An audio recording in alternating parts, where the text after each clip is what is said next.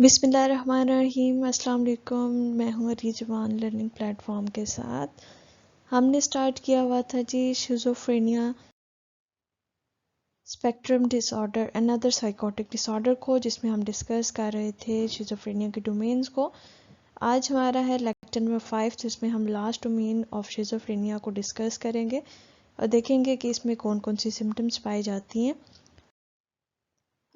Again से हम एक दफ़ा रिवाइज कर लेंगे शिज़ोफ्रेनिया की डेफिनेशन को, जिसमें हमारे पास डिफ़ाइन किया जाता है schizophrenia as schizophrenia is defined by abnormalities in one or more of the following domains, जिनको हम कवर कर रहे हैं वन बाय वन। आज हमने लास्ट डोमेन को कवर करना है, जो कि हमारे पास है नेगेटिव सिम्टम्स। ठीक है, आज हम इस डोमेन को कवर करेंगे, दैट इज़ नेगेटिव सिम्टम्स।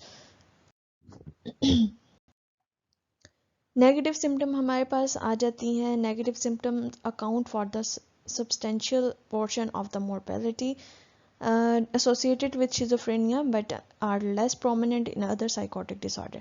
अच्छा, जब हमने डिस्कस किया था abnormal motor behavior को, तो हमने जब उसमें कैटाटोनिया को डिस्कस किया था, तो हमने ये बात भी बोली थी कि कैटाटोनिया जो है वो non specific symptom of schizophrenia है, क्योंकि ये अदर डिसऑर्डर्स जो हैं, मेंटल डिसऑर्डर्स जो हैं, उनमें भी पाया जाता है। जबकि जो नेगेटिव सिम्टम्स होती हैं ना हमारे पास, वो दूसरे साइकोटिक डिसऑर्डर में लेस प्रोमिनेंट होती हैं एज कम्पेयर टू शिज़ोफ्रेनिया। तो शिज़ोफ्रेनिया में ज़्यादा जो है वो प्रोमिनेंट होती हैं, इसलिए ये इसका एक सब्सटेंशियल पार्ट है या सब्सटेंशियल पोर्शन है इसका शिज़ोफ्रेनिया का। ठीक है, तो हमारे पास जो इसमें सिम्टम्स दी हुई है शिज़ोफ्रेनिया के, उसमें डिफरेंट सिम्टम्स हैं, जिसमें से 2 नेगेटिव सिम्टम्स जो हैं हमारे पास वो पार्टिकुलरली प्रोमिनेंट होती हैं शिज़ोफ्रेनिया में, जिसमें हमारे पास आ जाती है जी पहली डिमिनिश्ड इमोशनल एक्सप्रेशन एंड दूसरी हमारे पास आ जाती है जी एवोल्यूशन। इनको वन बाय वन डिस्कस करेंगे। इसके अलावा अदर जो हमारे पास नेगेटिव सिम्टम्स होती हैं शिज़ोफ्रेनिया में, जो लेस प्रोमिनेंट आप कह सकते हैं, उनको भी डिस्कस करेंगे। पहले इनको डिस्कस करना स्टार्ट करते हैं जी। हमारे पास दो जो मेजर सिम्टम्स हैं, नेगेटिव सिम्टम्स इन शिज़ोफ्रेनिया, उसमें पहले आ जाती है आपके पास डिमिनिश्ड इमोशनल एक्सप्रेशंस। आपके पास फर्स्ट नंबर पे है डिमिनिश्ड इमोशनल एक्सप्रेशंस। ठीक है, और सेकंड नंबर पे आपके पास आ जाती है जी एवोल्यूशन। एवोल्यूशन आपके पास आ जाती है, तो पहले को हम देखते हैं। पहले क्या है जी डिमिनिश्ड इमोशनल एक्सप्रेशन में क्या होता है, इसमें इंक्लूड होता है reduction in the expression of emotions in face, eye contact, intonation of speech and movements of head and face that normally given an emotional emphasis to speech। होता क्या है इसमें कि जब हम बात कर रहे होते हैं, तो हमारे पास हमारे जो फेस होता है, हमारी बात के साथ जो है वो उसके एक्सप्रेशंस जो होते हैं वो कनेक्ट होते हैं। ठीक है, जैसे अगर हम किसी खुशी की बात कर रहे हैं, तो हमारे जो फेशियल एक्सप्रेशंस होंगे या हमारे जो इमोशनल एक्सप्रेशंस होंगे, ठीक है, वो क्या होंगे, वो हैप्पी होंगे। अगर हमारे पास हम किसी गम की बात कर रहे हैं, किसी लव वन की डेथ की बात कर रहे हैं फॉर एग्जांपल, तो क्या होगा कि जो हमारे इमोशनल एक्सप्रेशंस होंगे या हमारे फेशियल एक्सप्रेशंस जो होंगे वो सैड होंगे। ऐसा ही है। लेकिन शिज़ोफ्रेनिया में क्या होता है कि जो शिज़ोफ्रेनिया का पेशेंट होता है, उसमें ये इमोशनल एक्सप्रेशन जो होते हैं वो डिमिनिश हो चुके होते हैं, चाहे वो फेस के हैं। इसके अलावा आई कॉन्टैक्ट में उसका डिमिनिश हो चुका होता है। इसके अलावा intonation of speech, intonation of speech का मतलब है कि उसमें स्पीच में एक जो रिदम होता है ना, वो उसका डिमिनिश हो जाता है। ठीक है, जैसे हम बात कर रहे हैं, तो हमारा जो रिदम है वो एक उसमें एक बैलेंस होता है, बैलेंस मेंटेन होता है। ठीक है, लेकिन जो शिज़ोफ्रेनिया का पेशेंट होता है, उसकी जो स्पीच होती है, उसका जो रिदम होता है वो बैलेंस्ड नहीं होता, वो डिमिनिश्ड होता है। इसके अलावा इसकी जो हैंड मूवमेंट होती है बॉडी के पार्ट्स की, जैसे हैंड की मूवमेंट होगी, हेड की मूवमेंट होगी, फेस की मूवमेंट होगी, वो सब जो है वो डिमिनिश हो चुकी होती हैं।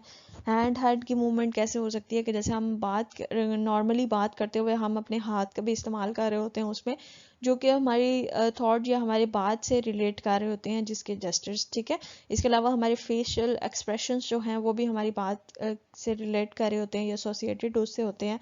हमारा हेड जो है वो भी, उसकी जो मूवमेंट होती है वो भी हमारी बात से एसोसिएटेड होती है। जैसे अगर हम किसी पॉजिटिव पॉजिटिव बात कर रहे हैं, ठीक है, तो हमारे जो हेड होगा वो उसकी मूवमेंट अलग होगी, नेगेटिव में उसकी मूवमेंट जो है वो अलग होगी। लेकिन जो शिज़ोफ्रेनिया का पेशेंट होता है उसमें क्या होती हैं, ये मूवमेंट्स जो होती हैं, इसके अलावा जो इमोशनल एक्सप्रेशंस होते हैं वो डिमिनिश्ड हो चुके होते हैं। ये इसकी पहली इंपॉर्टेंट सिम्टम थी। नेक्स्ट जो हमारे पास इसकी सिम्टम आ जाती है सेकंड नंबर पे, दैट इज एवोल्यूशन। एवोल्यूशन में क्या होता है, decrease in motivated self initiated purposeful activities. यानी पर्पसफुल एक्टिविटीज जो होती हैं वो क्या हो जाती हैं, डिक्रीज्ड हो जाती हैं। वो एक्टिविटीज़ परफॉर्म नहीं करता, या फिर उस जो एक्टिविटीज़ होती हैं, सोशल एक्टिविटीज़ होती हैं, उसमें उसका जो इंटरेस्ट होता है वो बहुत ही कम होता है। ठीक है, द इंडिविजुअल में sit for long period of time and show little interest in participating in work और सोशल एक्टिविटीज़।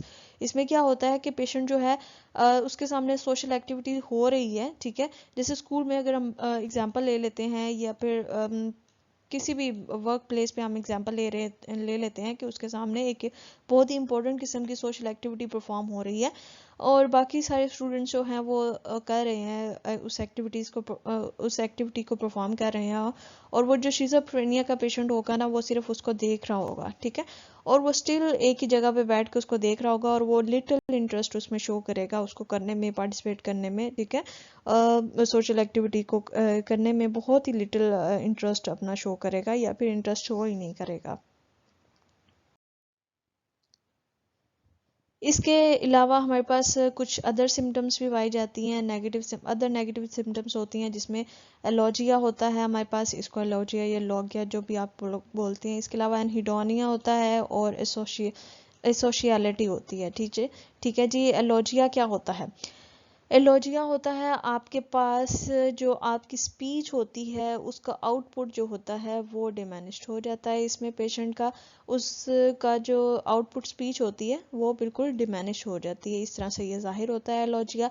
इसके अलावा एनहिडोनिया होता है आपके पास। एनहिडोनिया जो है आपके पास इसमें होता है कि जो उसकी एबिलिटी होती है पर्सन की किसी भी प्लेयरफुल एक्टिविटी को एक्सपीरियंस करने की, वो खत्म हो चुकी होती है। Anhedonia is the decreased ability to experience pleasure from positive stimuli. ठीक है, ये कह रहे हैं कि एनहिडोनिया क्या है, decrease ability to experience pleasure from positive stimuli. कोई भी पॉजिटिव अगर स्टिमुलाई उसके आ जाता है, ठीक है, तो वो उसकी जो एबिलिटी होती है उस चीज़ को एक्सपीरियंस करने की पॉजिटिवली, हैप्पीली, वो ख़त्म हो चुकी होती है। ठीक है, इसके अलावा एक्सपीरियंस उसका जो प्रीवियसली एक्सपीरियंस्ड होता है या उसकी जो रिकलेक्शंस होती हैं उसमें भी वो प्रॉब्लम आ रही होती है।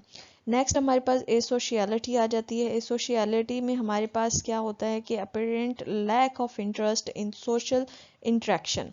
सोशल इंटरेक्शन में उसका बहुत ही कम इंटरेस्ट रह जाता है, may be associated with evolution. Evolution में हमने पढ़ा था कि वो कभी भी पर्पसफुल एक्टिविटीज़ या सोशल एक्टिविटीज़ में बहुत ही लिटिल इंटरेस्ट अपना शो कर रहा होता है। But it can also be manifestations of limited opportunities for social interactions. इसमें यह भी हो सकता है कि वो उसका जो सोशल इंटरेक्शन है वो इसका जो सोशल इंटरेक्शन है वो बहुत ही कम हो चुका होता है इसमें पेशेंट का। तो ये थी हमारे पास 5 डोमेन्स ऑफ शिज़ोफ्रेनिया, जिसको हमने वन बाय वन करके डिस्कस कर चुके हैं। नेक्स्ट इंशाल्लाह शिज़ोफ्रेनिया में मौजूद डिसऑर्डर्स को डिस्कस करना स्टार्ट करेंगे वन बाय वन। उम्मीद करती हूँ ये वीडियो आपके लिए हेल्पफुल रही होगी। लाइक कीजिएगा, शेयर कीजिएगा और सब्सक्राइब करना भी मत भूलिएगा। मिलते हैं अपनी नेक्स्ट वीडियो में, तब तक के लिए फ़ी ईमानिल्लाह।